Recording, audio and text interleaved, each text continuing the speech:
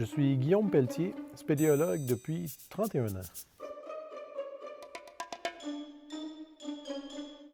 La troisième longe. Donc, généralement, en spéléologie, on utilise deux longes, une longe courte et une longe longue. Pendant presque toute ma vie, j'ai utilisé seulement que deux longes. Et puis, je vais faire une confession. J'ai plus ou moins ri des gens qui utilisaient une troisième longe. Je trouvais que c'était d'une inutilité et d'un encombrement incroyable.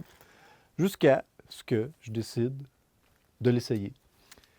Et puis, en l'essayant, la troisième longe, qui est essentiellement une deuxième longe longue, qui est sur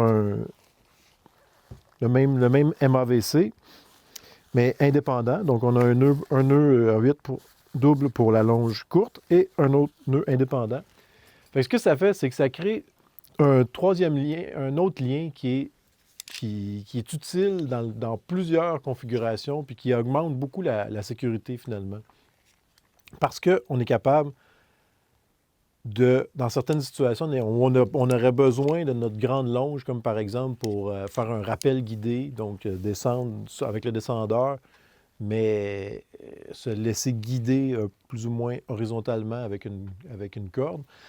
Bien, quand on a en fait, c'est surtout à la remontée que ça pose un enjeu. Quand on arrive à la remontée, on est longé.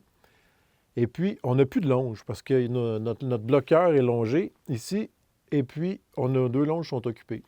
Mais là, grâce à la magie de la troisième longe, là, je prends volontairement celle qui est libre, là, mais je suis capable de venir me longer dans la main courante sans me désolidariser de mes bloqueurs ni de la corde transversale.